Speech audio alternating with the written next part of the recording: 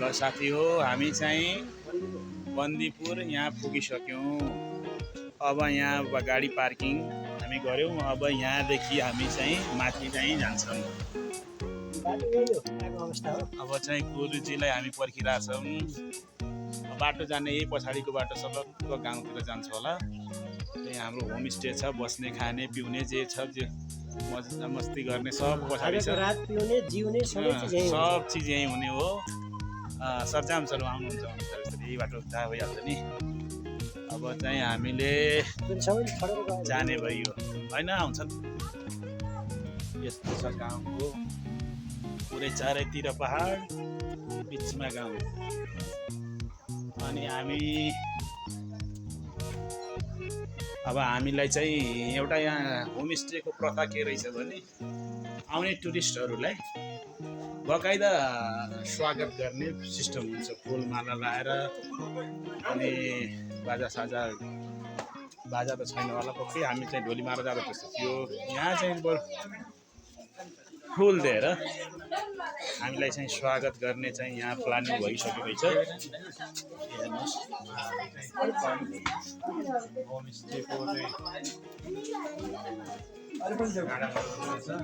यो चाहिँ के भन्नुहुँदैछ भने बन्दीपुर सामुदायिक होमस्टे भएको हामी चाहिँ यहाँ गाउँतिर आयौँ। यो एक रात चाहिँ हामी गाउँको पहाडको गाउँको रमाइलो हेर्न, बस्न, सिक्न, मेरो लागि सिक्ने जस्तो कुरा हुन्छ। यस्तो चाहिँ बेग्लै देख्न पाइन्छ। हामी त यस्तो एक्सपिरियन्स गरेको पनि छैन। के हो, पसल रहेछ क्या यो?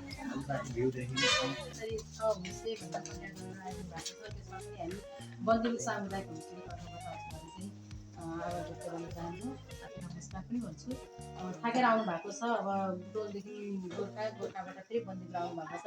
भेन्दा आउँदाखेरि बाटो पनि बिराएर तल पनि पुग्यो होइन, लोकेसनको अलिकति बिराइमा भएर त्यसको लागि पनि हामीले क्षमा चाहन्छौँ। अब जाँदा जाँदै कटिहाल्नु भयो, अनि नबोलाएर सुनि नसिचिलाएर हुने जस्तो भयो। त्यस कारणले अब चाहिँ हामीले थाकेर आउनु भएको छ। हजुरहरूलाई मकै र गुन्द्रुकको अचार तरकारीले पनि पर्खिराखेको छ। तरकारीमा चाहिँ चिसो हुने बेला भइसक्यो। त्यसैले अब कति पनि ढिला नगरिकन यो फुल टिका र आलु साँधेको कालो चिया चाहिँ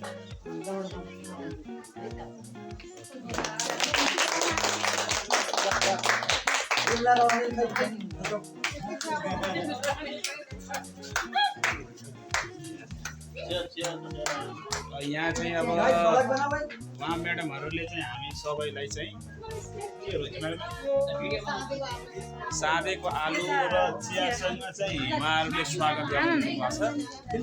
अब यहाँ चाहिँ हाम्रो सबै साथीहरूले पालो गरेर टिका लगाए अनि चाहिँ चिया र साँधेको आलु खाने अनि गन्तव्यतिर लाग्ने। चिया खानुहोस् होइन, यहाँ चाहिँ ब्ल्याक टी रहेछ। ल उठाउनुहोस् म्याडम, चरमलाई खानु त यहाँ उठाउनुहोस्।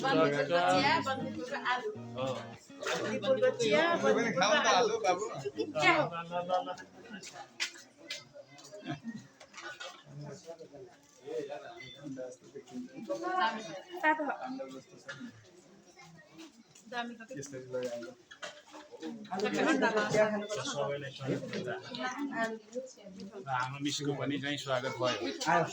आलु खानु र चिया पनि खानु। म्याडमले पनि यो खाने होइन, स्वागत भयो।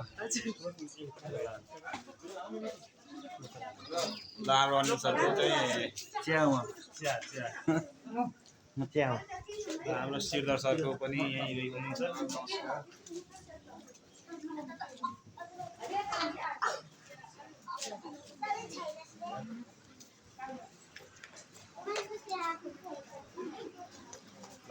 लास्टमा राई म्याडम र म। म्याडम जानुहोस्, हजुर जानुहोस्।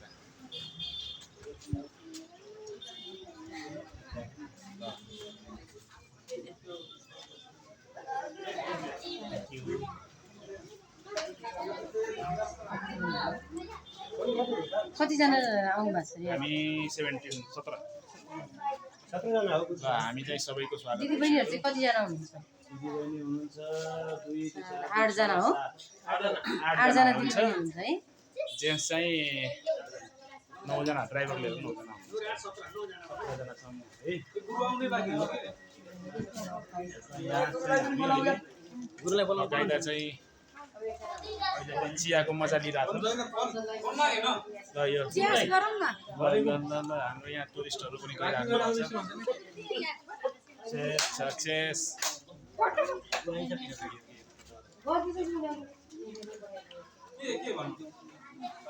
चाहिँ टिका लाएर स्वागत गर्छ हामीलाई।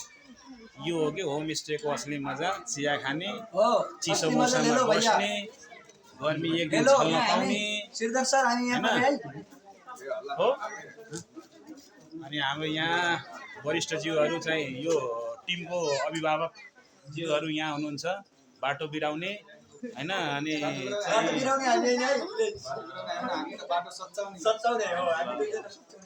ठिक छ, अहिलेको लागि हामी यो चिया खान्छौँ, त्यसपछि फेरि जोडिनेछौँ। पहिलो चाहिँ नास्ता भनौँ या साँझको चाहिँ खानेकुराहरू के रहेछ त? भट्ट रहेछ होइन, मकै रहेछ, काँक्रा रहेछ। अब चाहिँ खानुभन्दा यो पनि गर्नु नै भोलि आइन्न होइन। ए हाम्रो म्याडमहरू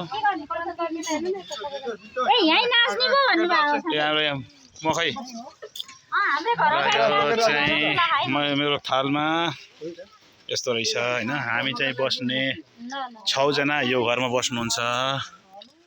6 जना हामी चाहिँ त्यो घरमा बस्छ, अगाडिको यो मन्दिर भएको घरमा। अनि 5 जना उता घरमा जानु गरेछ। ल भिडियोमा त मैले पनि आउनै पर्ने हो के अरे। यस्तो चाहिँ हामी खानेकुरा खाम न त, टेस्टी नै मानेर खानु पर्यो। ठिकै छ, ठिक छ। बाँकी कुरा त केही समयपछि थाहा हुन्छ। How are you? हामी चाहिँ यो night vision of Bandipur. Anju ma'am, Anju ma'am is always beautiful. Always beautiful, Anjali. This is the valley. कस्तो रमाइलो ठाउँ, what a beautiful place. अनि हाम्रो म्याम सर के छ हो शर्मी सर? Oh, right sir. हामीलाई पनि देखाऊ है। Where are you? Yeah, I am here. Come in I am feeling very good. Frame. Yeah. ओहो कस्तो हुन्छ कि रमाइलो के। यो त पोखराको फिलिङ भइरहेको यार मलाई त यार। के कसो सर्भिसहरू? पोखराको फिलिङ यार मलाई यार। हो? हो भन्नु न यो पोखरा जस्तो देख्छ, म पोखरामा त आएको नि।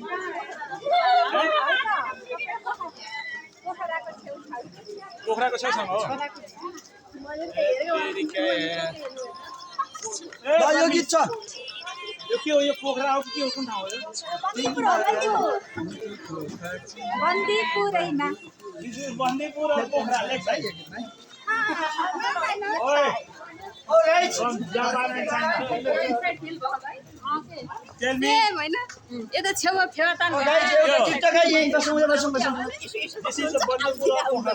कहाँ क्यामेरा ब्याङ्क छ एकछिन बसौँ त। Oh, I'm also feeling like that. ल टिकटक टिकटक। एकछिन नाच्ने है।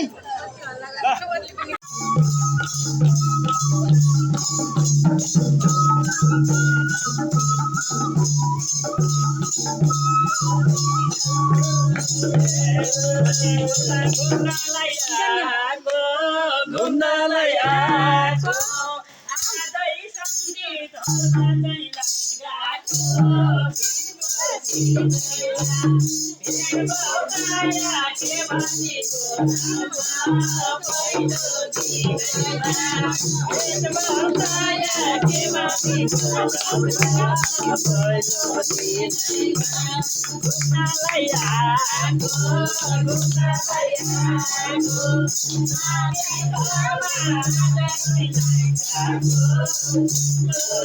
देखाउन अलि गर्नला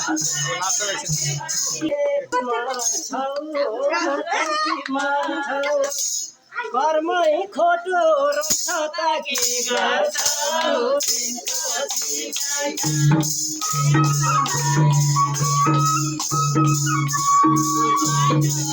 यता हो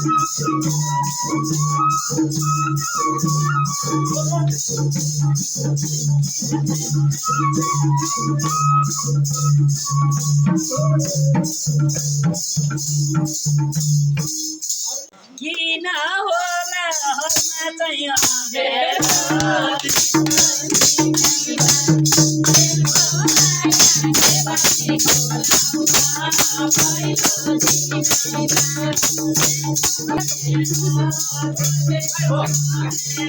Bye, Pardeep.